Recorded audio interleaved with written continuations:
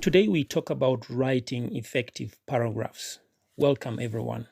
Most writers forget how powerful a paragraph is. We forget that paragraphs are the building blocks of all the essays, the reports, and the technical documents that we produce. When you use paragraphs well, your writing flows like a well paved road. But when you use them poorly, your reader will feel like they are stuck in a pothole. The word paragraph comes from the Greek language, which means to write beside. In ancient manuscripts, scribes used marks in the margin to show a new idea or a section. Now, when I use the word scribe here, I am referring to professional writers in ancient and medieval times whose job was to copy texts, keep records, and preserve important documents. So before the printing presses existed, scribes or these professional writers were essential because every book or religious text had to be written out by hand. The use of the word medieval refers to the historical period in Europe, which is commonly known as the Middle Ages. And this lasted from the 5th century after the fall of the Western Roman Empire to about the 15th century, around the time of the Renaissance or the Renaissance. So the key points about the medieval period or this Middle Ages period is that the word medieval itself comes from Latin, which means middle age, hence the term Middle Ages. It is called medieval because it sits between two major periods, two major eras. The ancient world, which is normally referred to as classical Greece and Rome, and the modern world, that is from the Renaissance onwards. The medieval period is the time when you had feudal systems of kings, the nobles, and peasants, a strong influence of the Christian church in Europe. This was also the time of castles, knights, and monasteries.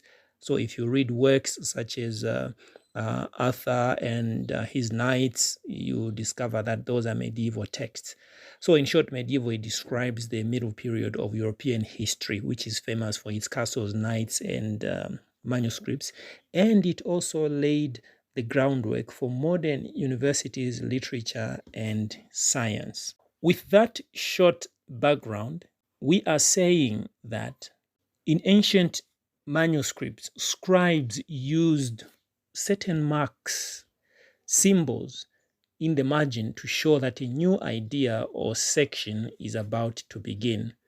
And over time, this evolved into the indented or the spaced paragraphs that we use today.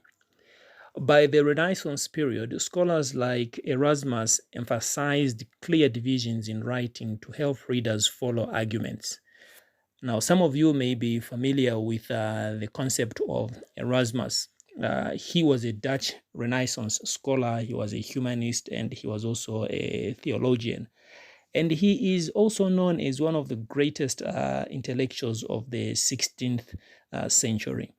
Now, the famous Erasmus program that most of you know is named after him in honor of what he did.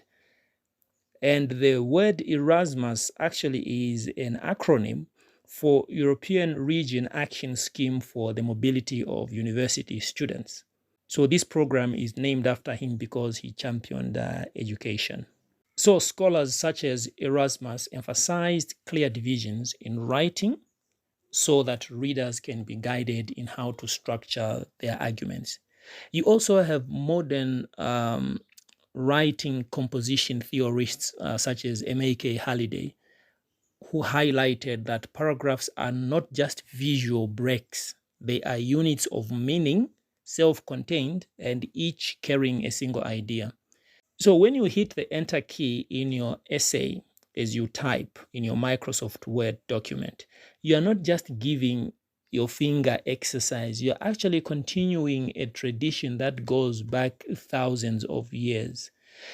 In academic writing, paragraphs serve different purposes. Let's look at some of the main types of paragraphs. You have the introductory paragraph, which, as you know, sets the stage, introduces the topic, and often includes a thesis statement. such as this paper explores the impact of digital tools on student learning. You also have body paragraphs. Each body paragraph focuses on one main idea and it is supported by evidence. You also have concluding paragraphs, which summarize the discussion and reinforces the main point. For example, in conclusion, digital tools have transformed learning by making education more flexible and inclusive. But then you also have what we call specialized paragraphs, which you find in reports or business and technical documents. You have a descriptive paragraph which paints a picture using sensory details such as sight, smell, touch, taste, and so on. You have a narrative paragraph which tells a story in chronological order, in the order in which events happened. You have an expository paragraph which explains or informs the reader. And you also have a persuasive paragraph which argues a point. Let's talk about structure here.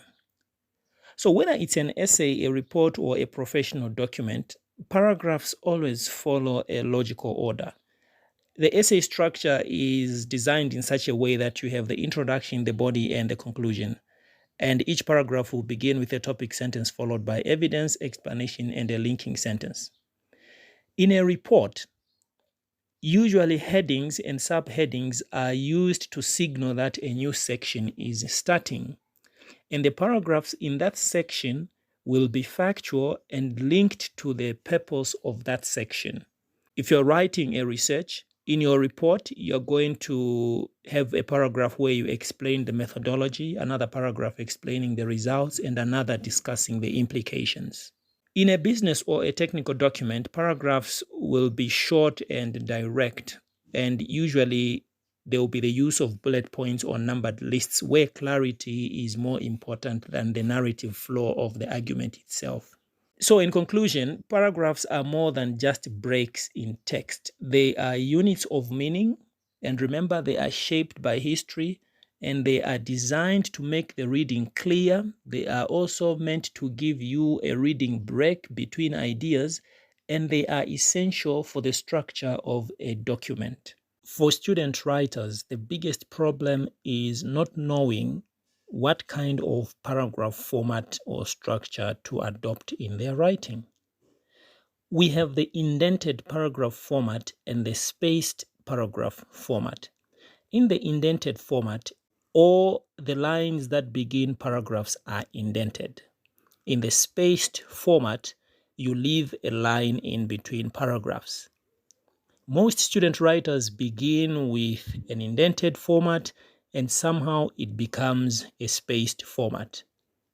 You cannot mix the two formats because it disturbs the structure. Some do vice versa. They begin with the spaced format and then use the indented format in between. So students must know the structure that they are going to adopt and use in their document. This is a major problem in academic writing or in writing in general, where people cannot distinguish between an indented paragraph and a spaced paragraph.